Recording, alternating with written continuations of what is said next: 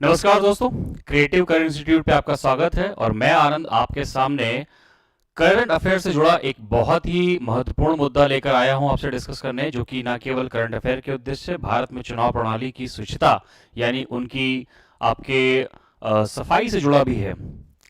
15 फरवरी 2024 को supreme court ने एक बहुत ही मार्वलस निर्णय देते हुए इलेक्टोरल बॉन्ड को पूरी तरह से असंवैधानिक घोषित किया। जस्टिस डीवाई चंद्रचूड़ की अध्यक्षता में 5 सदस्यीय सुप्रीम कोर्ट की बेंच ने आपके चुनावी बॉन्डों को असंवैधानिक घोषित कर दिया है और रिजर्व बैंक ऑफ इंडिया या स्टेट बैंक ऑफ इंडिया से इसकी जानकारी मांगी है कि गत वर्षों के हुए चुनाव में कितना चंदा आया, वो भी, और किसने किसको कितना चंदा दिया उसकी भी जानकारी उपलब्ध कराई जाए, जिसको लेकर बैंक ने कहा है कि वो 31 मार्च तक इस बात की जानकारी दे देंगे कि किसने किसको कितना चंदा दिया। चलिए इस मामले की एक एक तह को हम डिकोड करते हैं। सबसे पहले मेरे जिन व्यूअर्स को यह नहीं मालूम है कि इलेक्टोरल बॉन्ड या चुनावी बॉन्ड क्या होता है और ये क्यों लाया गया, तो उसको पहले मैं समझा देता हूं या उनको सबको मैं समझा देता हूं कि चुनावी बॉन्ड है क्या। देखिए 2017 से पहले राजनीतिक दल जब भी चुनाव लड़ते हैं तो उनको चंदे की आवश्यकता होती है अपने प्रचार के लिए, अपनी चुनावी पैम्पलेट्स के प्रचार के लिए, स्थानीय नेताओं के चुनावी प्रचार के खर्चे के लिए बहुत सारे धन की आवश्यकता होती है।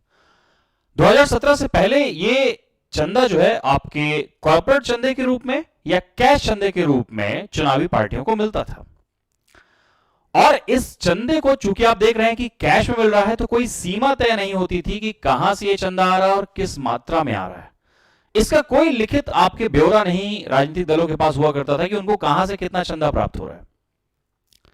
2017 में आपके अरुण जेटली जो उस समय के तत्कालीन वित्त मंत्री थे, उन्होंने लोकसभा में महत्वपूर्ण बात यह है कि इलेक्टोरल बॉन्ड को धन विधेयक के रूप में पेश करते हुए इलेक्टोरल बॉन्ड नियम को लागू किया।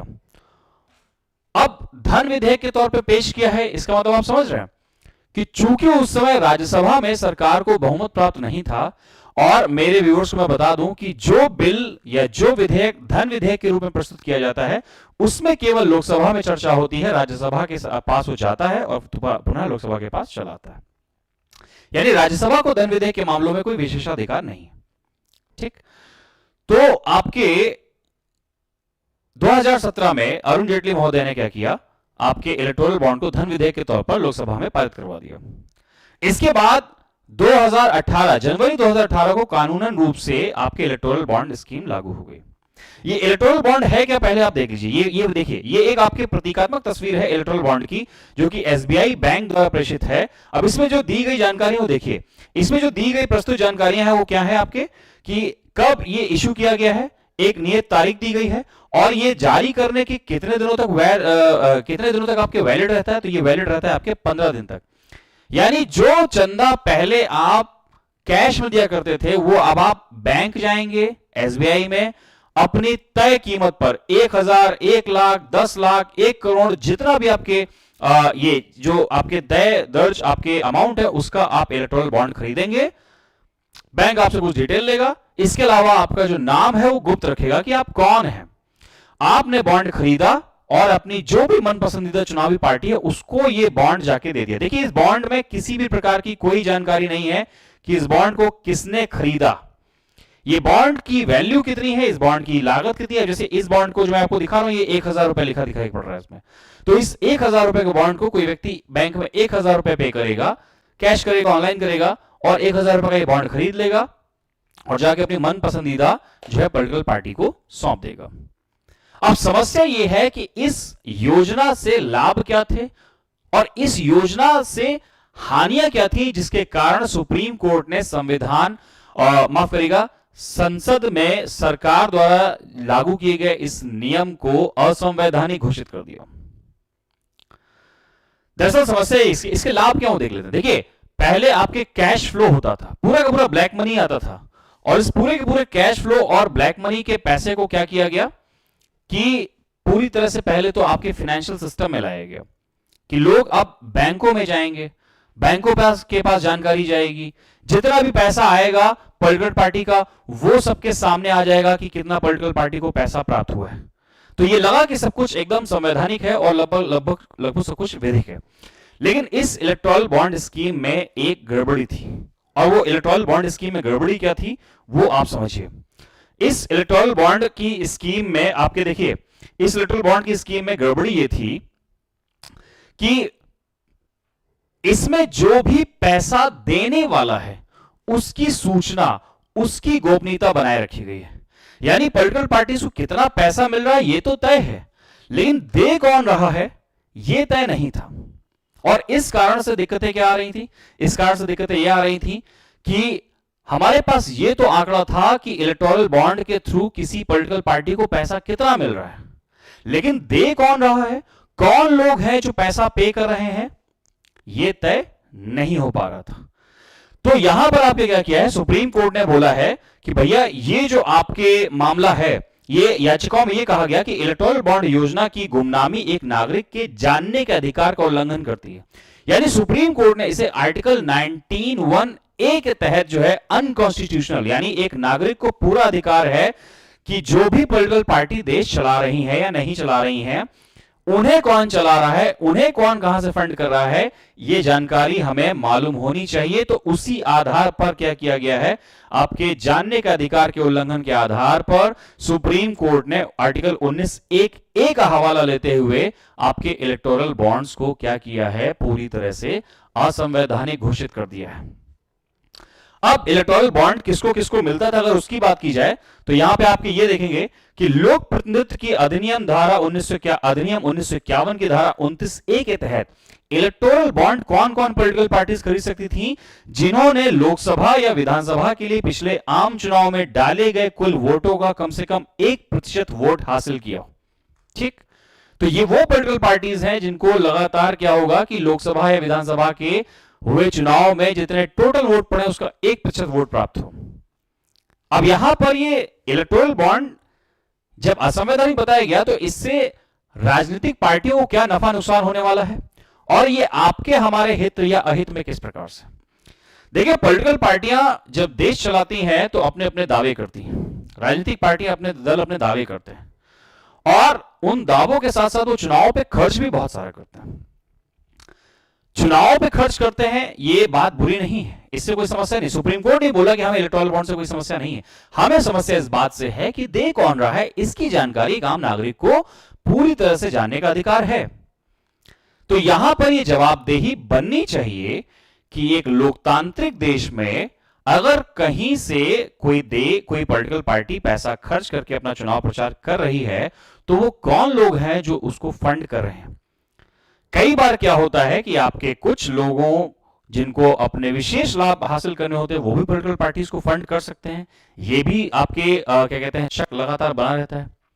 इलेक्टोरल बॉन्ड स्कीम से और क्या समस्या है, पूरा का पूरा पैसा इलेक्टोरल बॉन्ड स्कीम को, इस बॉन्ड को खरीदने वाले की जो जानकारी है वो सरकार के पास रहती है कि बॉन्ड कौन कौन खरीद रहा है। सरकार के पास इसकी जानकारी रहती है, जिसका सरकार अपने पक्ष या अपने हित में इसका प्रयोग या दुष्प्रयोग कर सकती है। यह भी एक सवाल उठता है। तो इलेक्टोरल बॉन्ड से जुड़ी बहुत सारी ऐसी शंकाएं और ऐसी बहुत सारी समस्याएं थी जो कि इसको एक लोकतांत्रिक देश में, जहां पर हमारे मौलिक अधिकार, राइट टू इंफॉर्मेशन यानी सूचना के अधिकार का पालन नहीं करते, ऐसे देश में ऐसी गोपनीय जानकारियों को खुलकर रखना और खुलकर ना रखे जाने के कारण ही ऐसे आपके इस नियम कानून को असंवैधानिक घोषित किया गया है। दूसरी एक और समस्या है कि इलेक्टोरल बॉन्ड में आपके कोई पॉलिटिकल पार्टी कितना चंदा उठा सकती है, मैक्सिमम कितना चंदा उठा सकती है, यह भी बात तय नहीं थी। इसके पहले का नियम क्या था, 2013 के कंपनी लॉ के तहत वही कंपनी केवल आपके पॉलिटिकल चंदा दे सकती है जिसका लगातार 3 सालों में आपके मुनाफा 7.5% रहा हो। ठीक है, लेकिन नए आपके इलेक्टोरल बॉन्ड स्कीम के तहत कोई आपके कंपनी जो है कितना पैसा दे सकती है, इसकी कोई लिमिट तय नहीं की गई। दूसरी जो सबसे बड़ी समस्या आती है वो आती है शेल कंपनियों द्वारा। शेल कंपनी आप समझ रहे हैं, जो लोग स्टॉक मार्केट को जानते होंगे वो जानते होंगे, लेकिन जो नहीं जानते मैं उनको बताता हूं। शेल कंपनी का मतलब है एक फर्जी कंपनी। फर्जी कंपनियां बनाई गई, उन फर्जी कंपनियों से अपना सारा का सारा ब्लैक मनी इन कंपनियों के नाम पर आपके पॉलिटिकल पार्टीज को चंदे के तौर पर दे दिया गया। तो बहुत सारा ब्लैक मनी शेल कंपनियों के थ्रू भी चुनावी पार्टियों के पास आने का पूरा गेटवे खुला रहता है, जो कि एक लोकतांत्रिक व्यवस्था में एक आपके शुचितापूर्ण चुनावों के लिए बिल्कुल अच्छी बात नहीं है कि काले धन का प्रयोग करके कोई राजनीतिक दल अपना प्रभाव जमाने का प्रयास करे। ठीक, क्योंकि काले धन से बनाई गई सरकार आम आदमियों के पक्ष में काम कर ले, इस बात की जो आपके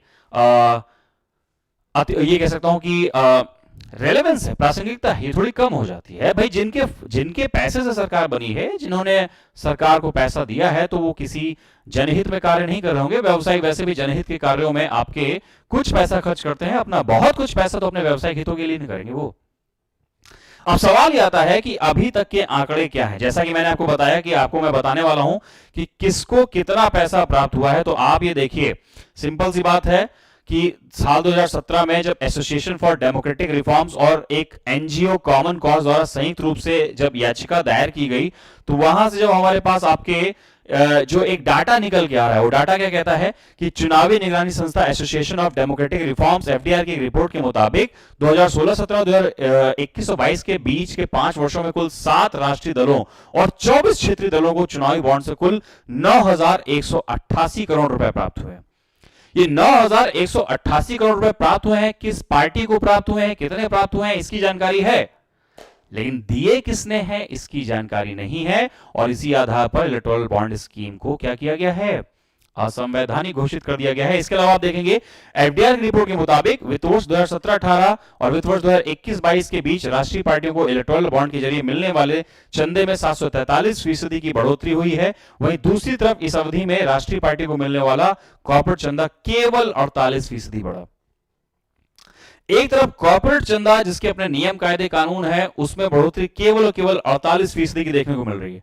लेकिन इलेक्टोरल बॉन्ड के तहत जहां पे जानकारी गोपनीय है, उसके तहत आपके 743% की बढ़ोतरी हुई है। यानी पहले अगर आपके 1 रुपए कहीं पर चंदा आ रहा था, तो अब 743 रुपए आ रहे हैं। ये आपके बढ़त का जो है आपके आंकड़ा मैं आपके सामने रख रहा हूं।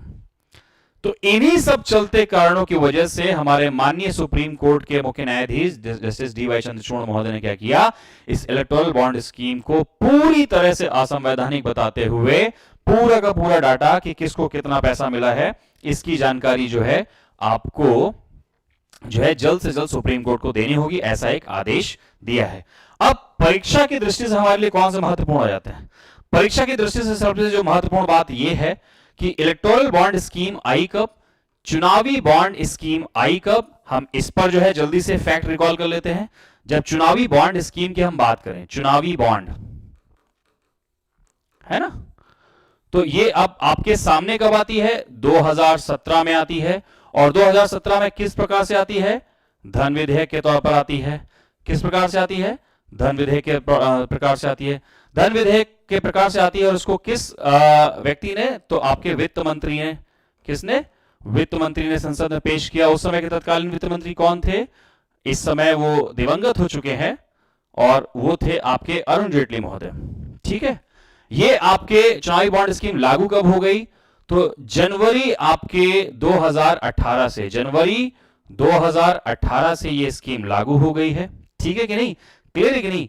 इसके तहत आपके कौन सी जनप्रतिनिधि धारा, मैं आपको बताया था पॉलिटिकल पार्टीज में, ये देखिए यहां पे आपको मैं बता दें कौन सी पॉलिटिकल पार्टीज इसको उठा सकती हैं। लोक प्रतिनिधित्व की धारा 1951 की धारा 29A के तहत, है ना, कौन सा है, लोक प्रतिनिधित्व की धारा 1951, रिप्रेजेंटेटिव एक्ट, है ना, रिप्रेजेंटेटिव एक्ट 1951 का आपके क्लॉज 29A जो था, उसके तहत आपके पॉलिटिकल पार्टीज को चंदा मिलता था। और किसी पॉलिटिकल पार्टी को कितना, आपके चाहे लोकसभा का हो चाहे आपके लेजिस्लेटिव असेंबली का हो, टोटल वोट का एटलीस्ट कितने %, 1% वोट तो आपके प्राप्त होना ही चाहिए। दूसरा, इस चुनावी बॉन्ड की आपके लेजिटिमेसी यही कह सकता हूं कि कितने दिन सक्रिय रहता है, तो 15 दिन तक जारी करने की तिथि से 15 दिन तक ये चुनावी बॉन्ड आपके सक्रिय रहता है। ठीक है, तो ये थी जानकारी आपके इलेक्टोरल बॉन्ड से जुड़े आपके जितने भी परीक्षोपयोगी तथ्य हैं, और जनोपयोगी बात भी मैंने आपके सामने इलेक्टोरल बॉन्ड से जुड़ी सुप्रीम कोर्ट का पक्ष, सरकार का पक्ष, आपके हित में क्या है, आपके हित में क्या है, सब कुछ आपके सामने डिस्कस किया। क्रिएटिव इंस्टीट्यूट पर लगातार करंट अफेयर के ऐसे ही मुद्दों को जानकारी सबसे तेज पाने के लिए आप तुरंत क्या कीजिए, क्रिएटिव इंस्टीट्यूट को, इस चैनल को लगातार जो है क्या कीजिए, सबके साथ शेयर कीजिए। अभी तक आपने चैनल सब्सक्राइब ना किया हो तो सब्सक्राइब भी कीजिए। जय हिंद।